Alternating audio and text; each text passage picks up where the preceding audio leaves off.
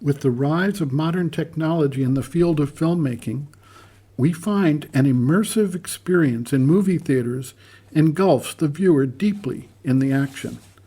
This includes high-resolution images, 3D technology, giant wide screens, comfortable seating, and surround sound. The viewer of such films is captivated by this technology to such an extent that he begins to identify with characters being portrayed and begins to feel and experience things from the viewpoint of that character. For a time, many totally forget themselves and identify with the characters and activity taking place in the film. Modern technology adds a form of sensory overload to the older forms of engagement, such as the theater. This is a modern-day update to the type of experiences related by the mother regarding theaters in Paris during her time in France. These are simply illustrations of the way that individuals separate from the narrow ego sense and identify with others in a larger sense. Ultimately, the attenuation of the ego sense and the widening identification with all the apparently separate beings in the manifestation, while still maintaining the individuality for its unique purpose and expression, is one of the goals of the yogic process.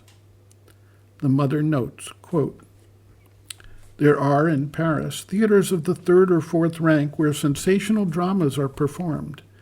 These are suburban theaters. They are not for intellectuals, but for the masses. And all the elements are always extremely dramatic, moving. Well, those who go there are mostly very simple people and forget completely that they are in a theater. They identify themselves with the drama. And so things like this happen. On the stage there is the traitor hiding behind the door, and the hero comes along, not aware, naturally, that the traitor is hiding there, and he is going to be killed.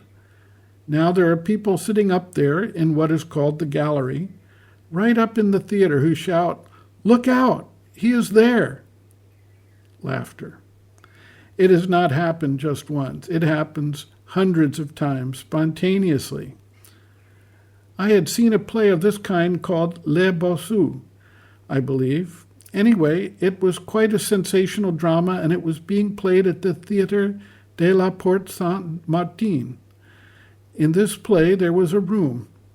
On the stage, a large room could be seen, and at its side a small room, and I don't remember the story now, but in the small room there was a button which could be pressed, and by pressing the button, the ceiling of the bigger room could be brought down on those who were there so as to crush them inexorably. And a warning had been given. People had already spoken about it, passed on the word. And now there was a traitor who had hidden himself in the little room, and he knew the trick of the button. And then there was the hero who came in with other people, and they started arguing. And everyone knew that the ceiling was going to come down. I didn't say anything. I remembered I was in the theater. I was waiting to see how the author was going to get out of this situation to save his hero, for it was evident he couldn't kill him off like that before everybody. But the others were not at all in the same state. Well, there were spectators who shouted, really shouted, "Look out! Mind the ceiling!" That's how it was. End quote. Reference, Sri Aurobindo and the Mother, Powers Within, Chapter 13, Power of Identification, pages 108 to 109.